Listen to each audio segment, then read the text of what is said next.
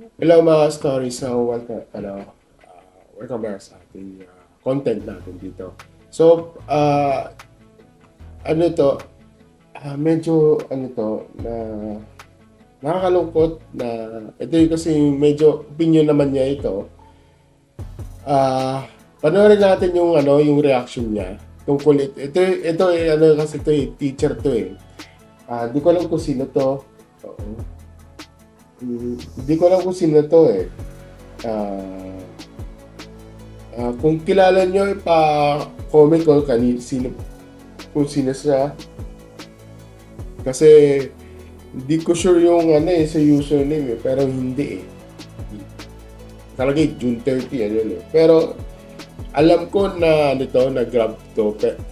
Naging parang binidyogram niya tapos nirepost. Ewan ko lang.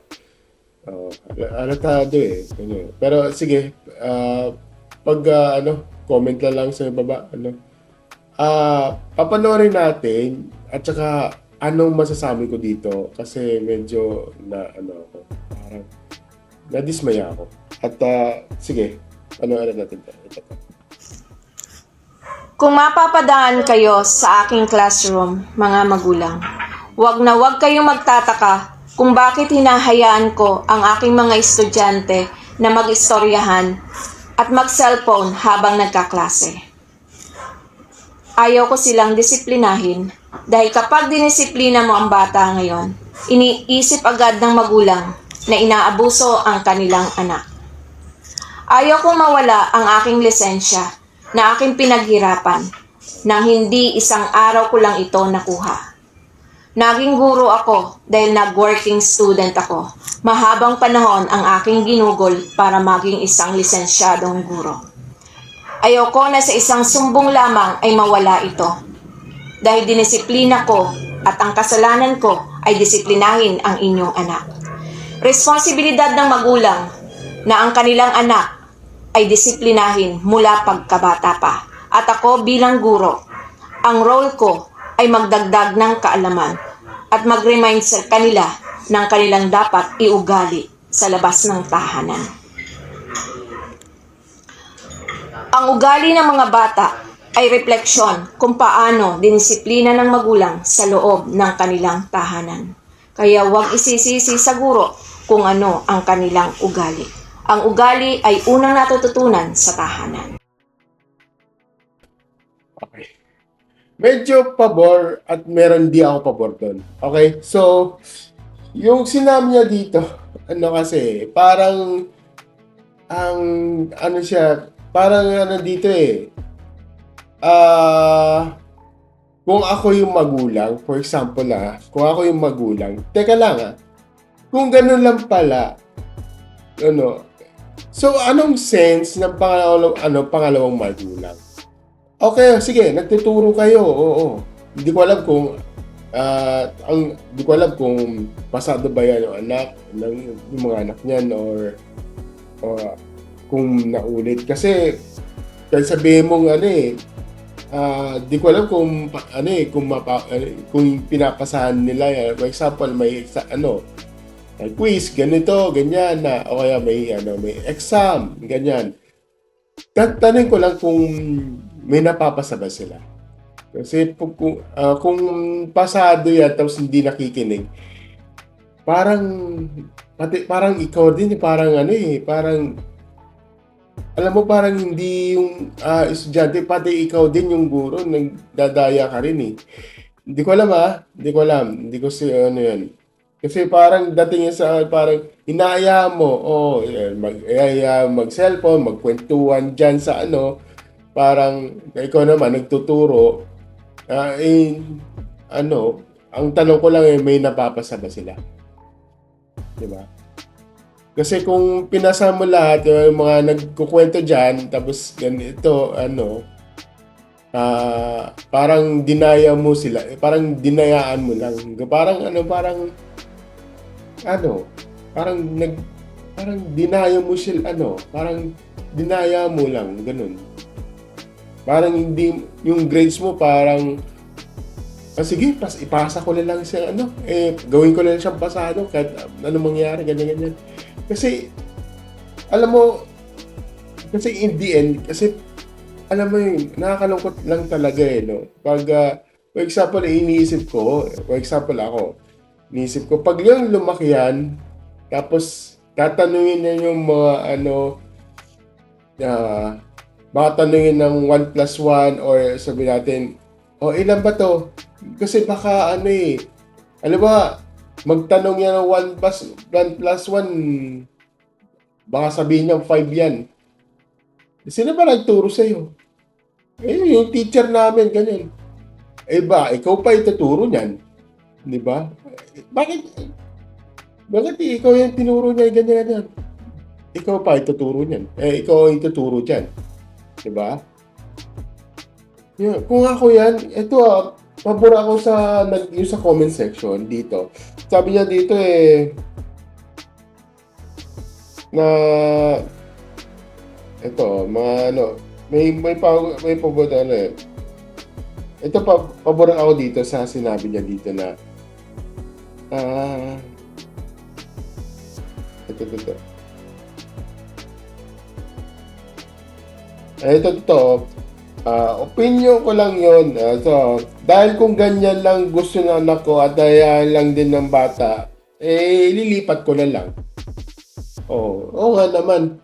Kasi nagiging parang dinaya mo yung yung grades ng bata. Ikaw na mismo na grades Pero di ko alam yung kasi yun nagtataka lang ako Kung iaayaan mo lang, nagtuturo ka, hindi mo sinasaway yung ganito, ganyan. Paano kung exam na? O yung may quiz na, o yung exam na yung test, ganon. Kung pasado ba sila? Diba? Kung pinasada mo sila tapos hindi sila nakikinig or what, o kaya bagsak na, tapos gawin natin, sabi natin, minsan mostly kasi passing grade is 75% pataas. Diba? Ang mga grades yan nasa walang 74, 73. Hindi, ko na lang, 75 ko na lang. Parang ganun ang dating sa akin. Parang dinaya mo siya. Di ba? Yun yung dating sa akin, di ba? Okay. Well, opinion naman niya yun, pero for me, kung ako yung yung magulang, tapos ganito yung minds, yung parang inaaya, mas mainam na ilipat ko na lang. Hindi tututo yung bata, men. Ganyan, sorry pero dito pa lang parang, kasi pag lumaki yan, baka lumaki yung mangmang. Sorry. Sorry, kasi baka lumaki yung mangmang yan, or unless kung lumaki itong yung anak ko na street smart. Diba? Pero mas maganda kasi yung na may natutunan talaga. Nakakalungkot no? Kaya minsan talaga, pag sinasaway, sumbong agad, mawawala ng lisensya ng teacher. Diba? Kaya sinabi niya yung na naalagaan niya yung licensed teacher niya. Kaya wala siyang choice kundi hindi niya sinaway. Wala siya sa wala siya sa place Kung kasi pwedeng kung hinayaan tapos nalaman niya, bakit di mo tinatanong? Pwede kang yan. Kapag inabuso, reklamo. Ganun din, tatanggalin. Hindi ko alam. Nakakalungkot isipin parang na parang ganun ng iba. Minsan kasi walang po at opo. Minsan nga hindi marunong yung gumamit ng nangat-nang, NANG, di ba? Yung nangat-nang, kung pang-uri at saka yung pangalan. Yung iba kasi yung pangalan o pangalan. Ang dami na nagagalit dyan eh, sa comment section eh. Hindi, pangalan yan. Parehas din yan. May mga ganun. Alam ko na yung sino yun. Tsaka minsan talaga, nga pala, yung mga iba dyan na karamihan sa mga magulang dyan, konsentidor. Alam ko, tinutukoy ko dito. Clue. Ito yung clue. Yung clue niyan, isa siyang content creator, sinasabi niya OG. Isa siyang OG. Yung magulang niya, talagang konsentidor talaga. Ayaw kong pangalanan kasi hindi ako involved dito. Hindi ko involved at saka hindi ko siya kilala. Okay? Basta ano yan, kino-content niya ni ano yan. Basta may kino-content at saka criticize niyan. Alam ko yun sino. Okay? Basta yun na yun lang. Ayoko na magbanggit ng clue. Bagits yun. Basta ayoko ng pangalan. Yun lang yung masasabi ko. Nakakalungkot na talaga yung parang ganun yung mindset. Parang nagiging play safe na yung itong si ma'am. Kasi yung statement niya ay parang sige, ikwento mo na lang. Ewan ko lang kung pasado yan. Kung bagsak yan, ipasa ko na. Hindi ko alam ayoko mag-single out dito. Kasi maraming gumagawa ng ganyan. Ewan ko, wala akong binabagot dito.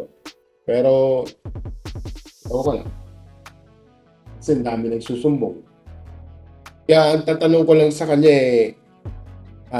itong si ma'am, kung may naipasabayan, kung may nabagsak, ever may binagsak kang isang estudyante, pinapasa mo ba?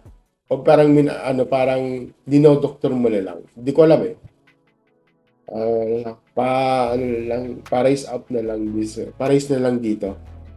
Yun lang masasabi ko at thank you and see you next video. Bye!